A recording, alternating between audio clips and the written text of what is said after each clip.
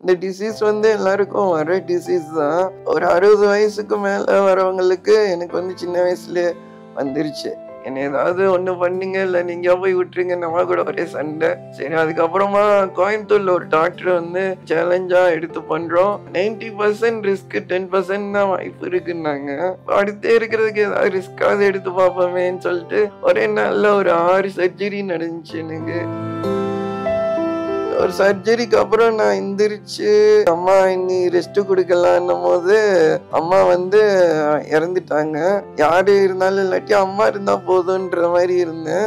அண்ணன் அந்த இடத்துல இருந்திருந்தேன்னா அம்மாவை ஹாஸ்பிட்டல் தூக்கிட்டு போய் மேபி காப்பாத்திருக்கலாம். என்னால முடியாம போயிருச்சுன்னு சொல்லி அது எனக்கு ரொம்ப கஷ்டமா இருந்துச்சு. அம்மா இறந்து அதை விட்டு வெளியே வர்றதுக்குள்ள அப்பாவுக்கு உடம்பு முடியாம போயிடுச்சு. சின்ன பெரிய ஆசை இல்லைன்னா சின்ன சின்ன ஆசை இருக்கும். பட் வெளியே போகணும், டிராவல் பண்ணணும், எங்க ஃப்ரெண்ட்ஸு கூட ஜாலியா எங்கேயாவது போகணும் வைக்கணும், அந்த சின்ன சின்ன ஆசை இருக்கும். நார்மலா எல்லாருக்கும் இருக்க மாதிரி இந்த சின்ன சின்ன விஷயம் நமக்கு கிடைக்காதப்போ அது கஷ்டமா இருக்கும். வெளியே எங்கேயாவது போனோம்னா சுத்தி நம்மள ஒரு 4 பேர் நின்றுகிட்டு கேள்வி கேட்பாங்க, என்னாச்சு தம்பிக்கு என்னாச்சுன்னு கேட்கிறப்போ நம்ம கூட இருக்கவங்க ரிப்பீட்டடா அந்த வார்த்தைய சொல்லும் போது நமக்கு கஷ்டமா இருக்கும். மோஸ்டா நான் வெளியவே போக மாட்டேன். இப்ப இந்த 4 செவத்தை தாண்டி யூடியூப்னால நிறைய பேத்துக்கு இப்ப கண்ட்ரி விட்டு கண்ட்ரிக்கெல்லாம் ரீச் ஆயிருக்கோம். ஸ்னேக் ஐன்னு சொல்லும் போது அது அவ்வளவு சந்தோஷமா இருக்கு. வணக்கம் சார். வணக்கம் ப்ரோ. எப்படி சார் இருக்கீங்க? நான் ரொம்ப நல்லா இருக்கேன். ஓகே, உங்களோட ஸ்னேக் ஐன் தான் நிறைய பேருக்கு அடையாளப்படுத்திருக்கீங்க. நிறைய பேர் ஸ்னேக் ஐன் மட்டும் தான் தெரியும். உண்மையான பேர் தெரிஞ்சுக்கலாமா? என் உண்மையான பேர் ஆனந்த். ஆனந்த், ஃபுல் நேமே ஆனந்த். ஆனந்த். ஓகே சார், இப்போ யூடியூப் ஆரம்பிக்கிறதுக்கு முன்னாடி உங்க வாழ்க்கை ஒரு மாதிரி இருந்திருக்கும். ஒரு டிஃபரெண்ட் சுச்சுவேஷன், டிஃபரெண்ட் பேஸ்ல இருந்திருப்பீங்க. ஆஃப்டர் யூடியூப் நீங்க 6 லட்சம் சப்ஸ்கிரைபர்ஸ் இருக்காங்க, ஒரு மிகப்பெரிய ரீச் இருக்கு, ஆடியன்ஸ் எல்லாரும் உங்களை பாக்குறாங்க, அடையாளம் கண்டுபிடிக்கிறாங்க. இந்த ஃபீலிங், இதுக்கு அந்த யூடியூப் அப்புறம் உங்க வாழ்க்கை எப்படி இருக்கு? யூடியூபுக்கு அப்புறம் என்ன சொல்றது, இப்ப வெளியே எங்க போனாலும் நம்மள வந்து ஃபர்ஸ்ட் ரிலேஷன் கூட எனக்கு அவ்வளவா தெரியாது. எனக்கு அம்மா அப்பா அண்ணன் தான். ஸோ ரிலேஷன் கூட அவ்வளவா தெரியாது, அண்ணன் மட்டும்தான் தெரியும். இப்ப இந்த 4 செவத்தை தாண்டி யூடியூப்னால நிறைய பேத்துக்கு இப்ப கண்ட்ரி விட்டு கண்ட்ரிக்கெல்லாம் ரீச் ஆயிருக்கோம். ஸ்னேக் ஐன்னு சொல்லும் போது அது அவ்வளோ சந்தோஷமா இருக்கு. ஓகே, எல்லாருக்கும் இப்போ நான் தெரிஞ்சிருக்கேன். ஏதாவது ஒரு சின்ன சந்தில் போனால் கூட ஸ்னேக் ஐ இவ்வளோ தானே நீங்கன்னு கேட்கும் போது அது உள்ள இருந்து செம்ம ஹாப்பியாக இருக்கும். ஆக்சுவலாக வந்து பார்த்தீங்கன்னா நான் வந்து ஒரு 15 வயசு வரைக்குமே நார்மலாக தான் இருந்தேன். 15 வயசுக்கு அப்புறம் தான் எனக்கு வந்து full and full bed rest தான். எனக்கு எல்லாமே எங்கள் அம்மா தான். அம்மா வந்து பார்த்தீங்கன்னா கவர்மெண்ட் ஸ்கூல் ஹெச்எம்மாக இருந்தாங்க, அப்பா வந்து எஸ்ஏவாக இருந்தார். 2 பேரும் கவர்மெண்ட் வேலை தான் பார்த்தாங்க. பிஸியான லைஃபு. அம்மா வந்து எனக்கு எல்லா வேலையும் பார்த்து வச்சுட்டு தான் ஒர்க்குக்கே போவாங்க. அம்மா தான் எனக்கு ஃப்ரெண்ட் எல்லாமே. ஒரு சர்ஜரிக்கு அப்புறம் நான் எந்திரிச்சு நடந்து சரி அம்மா இனி ரெஸ்ட் கொடுக்கலான்னும் போது அம்மா வந்து இறந்துட்டாங்க. ஸோ அம்மா இறந்ததுக்கு அப்புறம் பார்த்தீங்கன்னா அது அக்செப்டே பண்ணிக்க முடியல. ஏன்னா என்ன நடந்தாலும் அம்மா நம்ம கூடயே இருப்பாங்க, யாரு இருந்தாலும் இல்லாட்டி அம்மா இருந்தா போதுன்ற மாதிரி இருந்தேன். திடீர்னு அம்மா இல்லைன்னும் போது அதை அக்செப்டே பண்ணிக்க முடியல. ரொம்ப டிப்ரெஷன்ல இருந்தேன். கிட்டத்தட்ட ஒரு வருஷம் தான் ஆச்சு அதை விட்டு வெளியே வர்றதுக்கு. இன்னைக்கு ரிலேட்டிவ்ஸ் உங்க கூட நடந்துக்கிறது வேற மாதிரி இருக்கலாம். பட் ஸ்கூல் டேஸ்ல இந்த மாதிரி அஃபெக்ட் ஆயிட்டீங்கன்னு தெரிஞ்ச அப்புறம் அப்போ ரிலேட்டிவ்ஸ் உங்களை எப்படி ட்ரீட் பண்ணாங்க, உங்களோட சொந்தக்காரங்க? ரிலேட்டிவ்ஸுக்கு வந்து எனக்கு அந்த அளவுக்கு நான் இருக்கேன்னே தெரியாது. பார்த்தீங்கன்னா ரொம்ப க்ளோஸாக லைக் அம்மாவோட தங்கச்சி, அப்பாவோட தம்பி, ரொம்ப க்ளோஸானவங்களுக்கு தான் தெரியும். நான் என்னை வந்து அவங்களும் வந்து அந்த அளவுக்குலாம் கேர்லாம் இல்லை.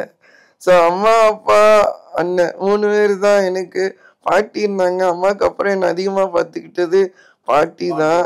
ஸோ அம்மா வேலைக்கு போயிட்டா பாட்டி என்னை பார்த்துக்குவாங்க. அம்மா இறந்து அதை விட்டு வெளியே வர்றதுக்குள்ள அப்பாவுக்கு உடம்பு முடியாமல் போயிடுச்சு. ஸோ அப்பாவை கூப்பிட்டு சென்னைக்கு ட்ரீட்மெண்ட், எங்கள் சொந்த ஊர் தேனி, தேனியில் இருந்தோம். சரி அப்பாவுக்கு முடியல, அங்கே முடியலன்னொடனே அண்ணன் இங்கே சென்னையில் இருந்தான். சரி அண்ணன்ட்ட கூட்டு வந்து வச்சு பார்த்துக்கலான்னு சொல்லி சென்னைக்கு வந்து ஒரு கொஞ்ச நாள்ல அப்பாவும் இறந்துட்டாரு. ஸோ அடுத்தடுத்து கஷ்டம் இருந்துச்சு. அப்பா, அம்மா, பாட்டி எல்லாருமே தவறிட்டாங்க. உங்களுக்கு ரொம்ப நெருக்கமான இருக்கிறவங்க, அன்பானவங்க எல்லாருமே அடுத்தடுத்து தவறி போயிட்டாங்க. உங்களுக்கு கடவுள் மேல என்னைக்காவது கோவம் வந்திருக்கா? கடவுளை என்னை ஏன் இப்படி சோதிக்கிற, என்னையும் இப்படி சோதிச்சிட்ட, எனக்கு பிடிச்சவங்களையும் சோதிக்கிற, என்கிட்ட பிரிக்கிற எல்லாரையுமே. ஸோ கடவுள்கிட்ட உங்களுக்கு ஏதாவது கோவம் இருக்கா? எனக்கு அப்படி என்ன சொல்றது, எனக்கு கடவுள் இந்த பேகி இந்த மாதிரிலாம் எனக்கு வந்து நம்பிக்கை கிடையாது. பட் எனக்காக நிறைய பேர் ப்ரே பண்ணுவாங்க. அம்மா வந்து எப்பயும் ப்ரே பண்ணுவாங்க. எனக்கு கடவுள் மேல அந்த அளவுக்கெல்லாம் நம்பிக்கை கிடையாது. பட் எனக்கு கஷ்டம் இருக்கு. ஏன் நமக்கு மட்டும் இந்த டிசீஸ் வந்து எல்லாருக்கும் வர டிசீஸ் தான். ஒரு 60 வயசுக்கு மேல வரவங்களுக்கு எனக்கு வந்து சின்ன வயசுல வந்துருச்சு. ஒரு 5 வயசுல இந்த டிசீஸ் வந்துருச்சு. லைஃப்ல ரொம்ப கஷ்டப்பட்டாங்க நம்மனாலன்னு நினைக்கிறப்போ அம்மா கண்ணு முன்னாடியே இறந்து போயிட்டாங்க. ஸோ அடுத்தடுத்து ஏன் நமக்கு மட்டும் கஷ்டம் வருதுன்னு அது தோணி இருக்கு நிறையா. சார் இப்பதான் சொன்னீங்க அம்மா உங்க கண்ணு முன்னாடியே இறந்து போயிட்டாங்க அப்படின்னு. அம்மா இறந்து போறாங்க, நம்மளால எதுவும் பண்ண முடியலையான்ற ஏக்கம் உங்களுக்கு இருந்துச்சா? ஒரு அது கண்டிப்பா இருந்துச்சு. எனக்கு வந்து அம்மா இருக்கிறப்போ கொஞ்சம் கஷ்டப்பட்டாங்க. அம்மாவுக்கு வந்து சுகர் இருந்தனால கொஞ்சம் காஃப் பண்ணாங்க. எனக்கு வந்து நான் இருக்க டாக்டருக்கெல்லாம் கால் பண்ணேன். அவங்க வந்து வந்துட்டோம்னாங்க. வர லேட் ஆயிடுச்சு.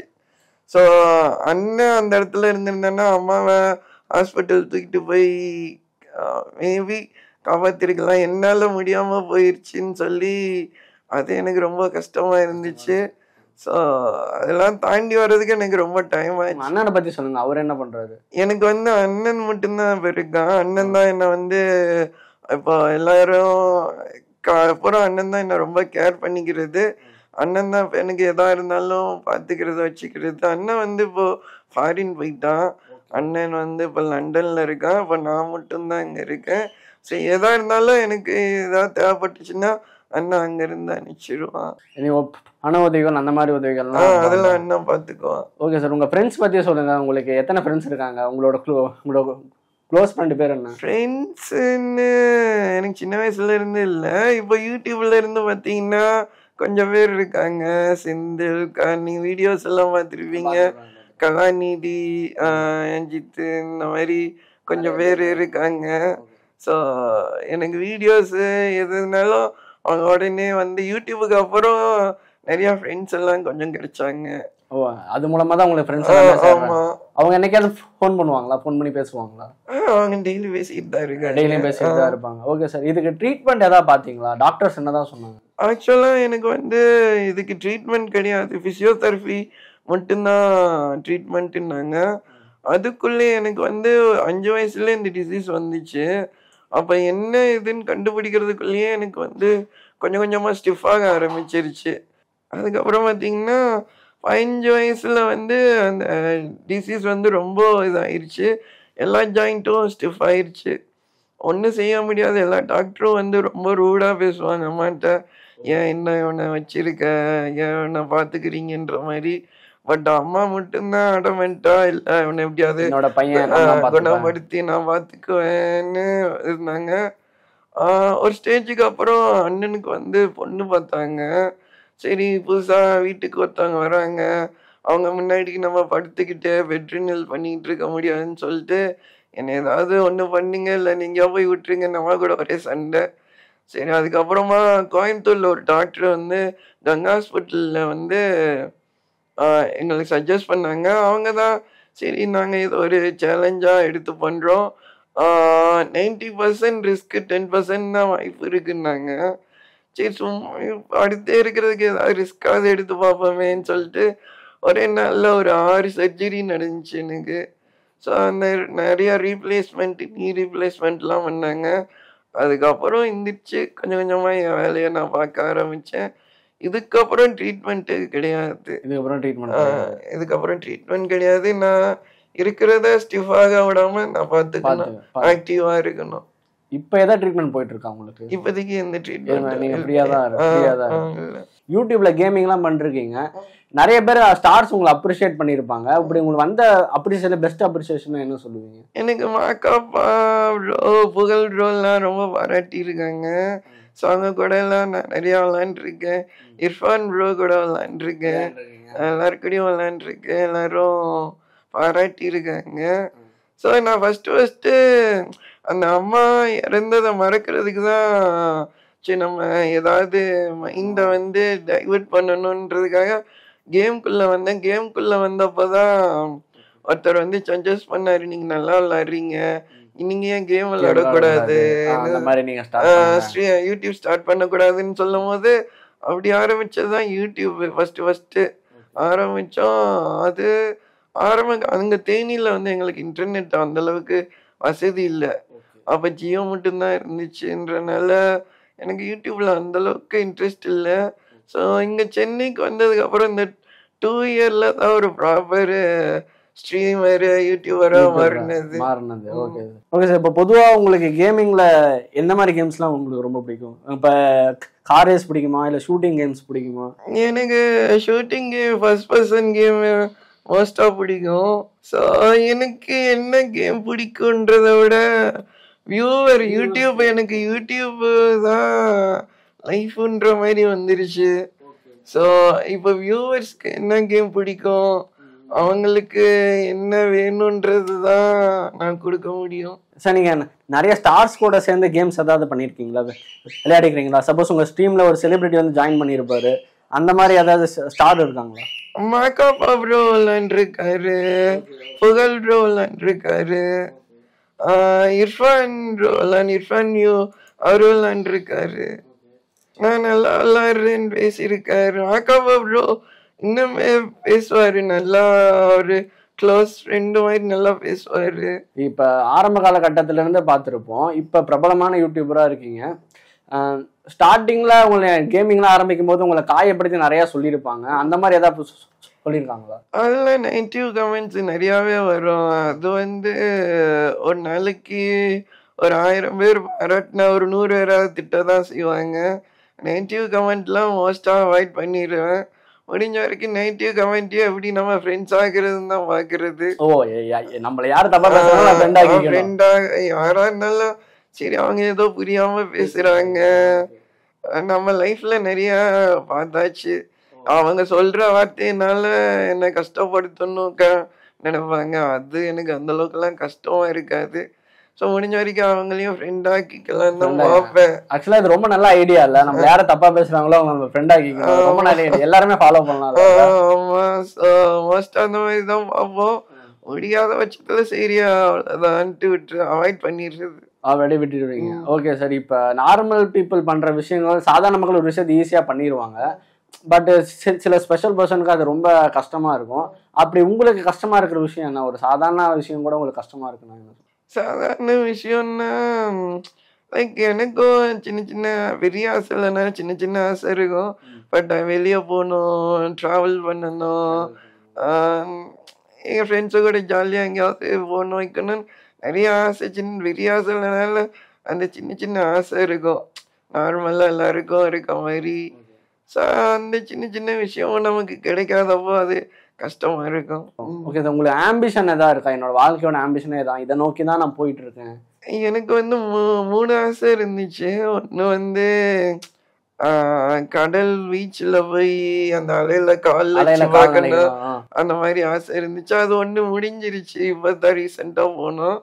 இன்னொன்று 1 மில்லியன் ரீச் பண்ணணும் யூடியூப்ல. இன்னொன்று ஏதாவது ஒரு பெரிய ஸ்டேஜில் ஏறி அவார்டு வாங்கணுன்ற மாதிரி ஒரு ஆசை இருக்கு. அந்த மாதிரி ஆசை, அந்த அவார்டு ஆசை மிக விரைவிலே நடக்கும் தான் நான் நினைக்கிறேன். ஏன்னா ரொம்ப பிரபலமாக ஆயிட்டு வரீங்க. இப்போ அடுத்த கட்டமா உங்களோட பிளான் என்ன இருக்க போகுது? இந்த கேமிங் சேனல் எப்படி எடுத்துட்டு போக போறீங்க? ஸோ நான் இப்போதைக்கு கேமிங் சேனல் வந்து ஆரம்பிச்ச புதுசுல வந்து பார்த்தீங்கன்னா 100K வரைக்கும் கேமிங் சேனலாக தான் போச்சு. அதுக்கப்புறம் வந்து பார்த்தீங்கன்னா என் கூட விளையாடுற செந்தில் ப்ரோ அவர் பேர். அவர் வந்து நான் வெளியே போய் நான் சென்னைக்கு வந்ததுக்கப்புறம் தான் வெளியவே போக ஆரம்பித்தேன். ஃபஸ்ட்டு நம்ம வெளியே எங்கேயாவது போனோம்னா சுற்றி நம்மள ஒரு 4 பேர் நின்றுக்கிட்டு கேள்வி கேட்பாங்க, என்னாச்சு தம்பிக்கு என்னாச்சுன்னு கேட்குறப்போ நம்ம கூட இருக்கவங்க ரிப்பீட்டடா அந்த வார்த்தைய சொல்லும் போது நமக்கு கஷ்டமா இருக்கும். ஓகே, கூட இருக்கவங்களும் கஷ்டப்படுறாங்களோன்றனால மோஸ்டா நான் வெளியவே போக மாட்டேன். சென்னைக்கு வந்ததுக்கு அப்புறம் நிறைய வெளிய போக ஆரம்பிச்சேன். நைட்டு அந்த 5 மணி பிரியாணி, அதெல்லாம் சாப்பிடுவீங்க? 5 மணி பிரியாணி எல்லாம் 5 மணி பிரியாணி, 2 மணி பிரியாணி, அப்படி ரோஸ் மில்க்கு 2 மணிக்கெல்லாம் போய் குடிக்கிறது. அப்படி வெளியே போக ஆரம்பிச்சத வீடியோ போட ஆரம்பிச்சோம். இத்தனை மணிக்கு வெளியே போனோன்னு அது எல்லாரும் பார்த்து ஹாப்பியானாங்க, எக்ஸைட்டா நம்ம லைஃப் ஸ்டைல் எப்படி இருக்குன்னு பாக்குறதுக்கு வியூவர்ஸும் ஹாப்பியானாங்க. சரின்னு சொல்லிட்டு நான் அதை மாத்தினேன். அதுக்கப்புறம் அவர் ஒரு ஸ்டேஜ்ல அவர் பிஸி ஆயிட்டாரு. செந்தில் அவர் வர முடியல. சரியே நம்ம வெளியே போய் போடணும்னு சொல்லிட்டு வீட்லயே நான் ஃபுட்டு ரெடி பண்ணி போட்டேன். அதுவே எல்லாருக்கும் ரொம்ப பிடிச்சிருந்துச்சு. நார்மல் பீப்புள் எல்லாருமே மேரேஜ் பண்ணுவாங்க, லவ் பண்ணுவாங்க, இந்த மாதிரி விஷயங்கள்லாம் ஒரு சராசரி மனுஷனோட வாழ்க்கையில நடந்துகிட்டே இருக்கும். அது நம்ம வாழ்க்கையில நடக்கலையேன்ற ஏக்கம் உங்களுக்கு இருந்திருக்கா? அம்மாவுக்கு அந்த ஆசை இருந்துச்சு. லைக் அம்மாவுக்கு அப்புறம் ஒருத்தவங்க என்ன பார்த்துக்கணும்னு சொல்லி அம்மா ரொம்பவே ஆசைப்பட்டாங்க. பட் எனக்கு என்ன தோணுச்சு, நம்ம கண்ணு முன்னாடி அம்மா இறந்து போயிட்டாங்க. அம்மாவே என்னால பார்த்துக்கவும் இல்லை, நம்மள பார்த்துக்கவே இன்னொருத்தவங்க தேவைப்படுறாங்க. எதுக்கு இருக்கிற வரைக்கும் ஹாப்பியா ஜாலியா இருக்கலாம். உங்களுக்கு அந்த ஆசை இருக்கா, மேரேஜ் பண்ணிக்கணும்ன்ற ஆசை? எனக்கு இன்னொருத்தவங்களை கூட்டு அது கஷ்டப்பட்ட வேணாம் தான் தோணுது. அப்படின்னு தான் தோணுது. இப்ப அதே மாதிரி லவ் அப்படின்றதோ எல்லா பசங்களுக்கும் இருக்கிற ஒரு விஷயம் தான். உங்களுக்கு இதுக்கு முன்னாடி லவ் பண்ணி அந்த மாதிரி எல்லாரும் இதுக்கப்புறம் லவ் வந்தா ஏத்துப்பீங்களா? தெரியல. சப்போஸ் உங்க ஃபேன்ஸ் யாரா நிறைய பேர் இருக்காங்க, கேமிங் பாக்குறாங்க, யூடியூப்ல நிறைய பேர் இருக்காங்க. சப்போஸ் ஒரு பொண்ணு உங்களை நான் லவ் பண்றேன், கல்யாணம் பண்ணிருக்கேன் அப்படின்னு சொன்னா நீங்க ஏத்துப்பீங்களா? அப்படிலாம் டக்குன்னுலாம் ஏத்துக்க முடியாது. அதுட்டா லைஃப் எனக்கு அதான் இருக்கிற ஜாலியா இப்ப இருக்கிற வரைக்கும் ஹாப்பியா இருக்கணும். அது ஓகே. இந்த பதில் கொஞ்சம் டிப்ளமேட்டிக்கா சொல்லக்கூடாது, ஆனஸ்டா சொல்லணும்ல. சப்போஸ் உங்க ஃபேன்ஸ் நிறைய பேர் இருக்காங்க, யாரோ வரலாங்க, ஆனந்த் எனக்கு ரொம்ப பிடிச்சிருக்கு, நான் உன்னை லவ் பண்றேன், கல்யாணம் பண்றேன். ஆனஸ்டா பார்க்கலாம். அந்த டயத்துல எனக்கு என்ன தோணுதுன்னு தெரிஞ்சிச்சுன்னா பாப்போம். அது மட்டும் தான் பாப்பீங்க. பட் இதுக்கு முன்னாடி லவ் எதுவும் இருந்தா? அதுக்கு முன்னாடி லவ் இல்ல. ஓகே, சரி. லவ் பத்தி உங்களோட ஒப்பீனியன் என்ன? லவ்னா உங்களோட டெஃபினேஷன் ஆஃப் லவ் என்னன்னு சொல்லுங்க. என்ன சொல்றது, அந்த இதுக்குள்ளேயே சப்ஜெக்டுக்குள்ளேயே இது வரைக்கும் போனதே இல்லை. அதை பத்தி ஐடியா, அதை பத்தி எனக்கு எந்த ஐடியாவும் இல்லை. சரி, சும்மா டெஃபினேஷன் ஆஃப் லவ் அது மட்டும் சொல்லுங்க. உங்க வாழ்க்கையில நிறைய அன்பான மனிதர்கள் இருந்திருப்பாங்க, உங்களுக்கு லவ் பத்தின ஒரு பார்வை இருந்திருக்கும். ஸோ டெஃபினேஷன் ஆஃப் லவ்னா நீங்க என்ன சொல்லுங்க? எதையும் எதிர்பார்க்காம ஒருத்தவங்க நம்ம கிட்ட வருவாங்க. ஸோ சில பேர் எதிர்பார்த்து வருவாங்க நம்ம கிட்ட. ஸோ எனக்கு என் ஃப்ரெண்ட்ஸு நிறைய பேர் எதையும் எதிர்பார்க்காம என்கிட்ட ஹெல்ப் பண்ணியிருக்காங்க. ஸோ எனக்கு அது ரொம்ப பிடிக்கும். Okay sir. இப்போ நீங்கள் யூடியூப்ல கேமிங் எவ்வளோ நீங்கள் ஃபுல் ஃப்ளெஜ்டாக பண்ணிட்டு இருக்கீங்களோ, உங்களோட குக்கிங் வீடியோஸும் நிறைய ஃபேமஸ். இந்த குக்கிங்கில் எப்படி இன்ட்ரெஸ்ட் வந்து தெரிஞ்சுக்கலாமா? அதான் நான் அந்த ஒரு ஸ்டேஜில் செந்தில் ப்ரோ வர முடியாதனால சரி நம்மளே வீடியோ எடுத்து போடலான்னு சொல்லிட்டு ஃபஸ்ட்டு நான் என்ன பண்ணேன், வீட்டில் மாங்காய் தான் இருந்துச்சு. சரி அதில் சும்மா மாங்காயில் காயாக இருந்துச்சுன்னா நம்ம சின்ன வயசில் எப்படி சாப்பிடுவோம், உப்பு இதை வச்சு சாப்பிடுவோம். ஸோ அந்த மாதிரி சாப்பிட்டு வீடியோ போட்டேன். எல்லோரும் நல்லா இருக்குன்னாங்க. சரி அதையே வீடியோவாக போட்டோம். அது சரி இப்படியே போதேன்னு சொல்லிட்டு கான்செப்டோட ஏதாவது எடுத்து போடுவோம் ஃபன்னான்னு சொல்லிட்டு அதே ரீல்ஸ் மாதிரி ஃபன்னாக எடுத்து போட்டோம். ஸோ அதுவும் எல்லாருக்குமே ரொம்ப பிடிச்சிருந்துச்சு. அதுவும் பிடிச்சிருந்துச்சு. Okay sir. இப்போ ஃபினான்ஷியலாக உங்களோட தேவைகள்லாம் எப்படி நீங்கள் நிவர்த்தி பண்ணிக்கிறீங்க? எனக்கு கேமில் பார்த்தீங்கன்னா லைக் ஏதாவது மிஷின் கொடுத்துருவாங்க. இப்போது இத்தனை பேர்த்த நீங்கள் கில் பண்ணணும், இத்தனை நீங்கள் இதை முடிச்சிங்கன்னா இவ்வளோ அமௌண்ட் ஆஃப் சூப்பர் சாட் உங்களுக்கு பண்ணுவேன்னு சொல்லுவாங்க. எனக்கு சூப்பர் சாட் யூடியூப்ல இருந்து சூப்பர் சாட் மூலியமா கொஞ்சம் காசு வரும். அது போக அண்ணன் என்ன பார்த்துக்கிறான். இப்போ கடவுள் வராரு, கடவுள் தம்பி உனக்கு நான் 2 ஆப்ஷன் தரேன், ஒன்று உங்கள் அம்மாவை திருப்பி கொடுத்துறேன், இல்லைன்னா உன்னோட உடல்நலம் குணப்படுத்தி கொடுத்துட்றேன் அப்படின்னா நீங்கள் எது சூஸ் பண்ணுவீங்க? ஆல்வேஸ் அம்மா தான் ஃபர்ஸ்ட். அம்மா தான் சூஸ் பண்ணுவேன். அம்மா தான். என்ன இது ஏற்கனவே என்ன கேட்டிருக்காங்க, எனக்கு கேமில் கேட்டிருக்காங்க. இப்போ அவங்ககிட்ட என்ன கேட்பாங்கன்னு எனக்கு அம்மா தான் ஃபஸ்ட்டு கேட்பேன். ஏன்னா எனக்கு அம்மா இருந்தால் அது என்னன்னு தெரியல, அது பயங்கர பவர் மாதிரி. அதை மாத்திடுவீங்க. சரி, திரும்ப கடவுள் வந்து இன்னொரு ஆப்ஷன் தராரு. நீங்க பாஸ்ட் லைஃபுக்கு போய் ஒரு விஷயத்த நீங்க மாத்திரலாம், ஒரு விஷயத்த நீங்க சரி பண்ணிட்டு திரும்பவும் ஃபியூச்சர் ப்ரெசென்ட் இங்க வந்தாலாம்னா எந்த விஷயத்த மாத்திட்டு ப்ரெசென்ட் வருவீங்க? அன்னைக்கு அம்மாவுக்கு மேபி முன்னாடியே எல்லாமே ரெடி பண்ணி வச்சிருக்கலாம். அன்னைக்கு கூட அம்மா இறக்குறப்ப கூட எனக்கு நைட்டு தான் இறந்து போனாங்க. எனக்கு எல்லா வேலையும் செஞ்சு வச்சுட்டு தூங்க போறப்பதான் இறந்து போனாங்க. அன்னைக்கு எனக்கு என்ன தேவையோ எல்லா வேலையும் செஞ்சு வச்சுட்டு, ஸோ அன்னைக்கு அம்மா இறக்க போறாங்கன்னு தெரிஞ்சிருந்துச்சுன்னா மேபி காப்பாத்துக்க எல்லா வேலையும் நான் ரெடி பண்ணி வச்சிருக்கேன். ஓகே சார், இன்னைக்கு நீங்க டே டு டே லைஃபை லீட் பண்றதுக்கு உங்களுக்கு உதவியா இருக்க நபர்கள் யாரு? உங்களுக்கு சாப்பாடு ஊட்டி விடுறது, தலை சீவி விடுறது, இதுக்கெல்லாம் யாரு இருக்கா? அதுக்கு தம்பி இருக்காரு. ஸோ அவர் வந்து எதுலயும் வரமாட்டாரு. அவர் கேமரா முன்னாடி எதுக்கும் வரமாட்டாரு. ஓகே சார், இன்னைக்கு உங்களை சந்திச்சு பேசுறது ரொம்பவே மகிழ்ச்சி சார். இதே மாதிரி இன்னொரு இன்டர்வியூல உங்களை சந்திக்கிறேன். கண்டிப்பா. தேங்க்யூ. நன்றி.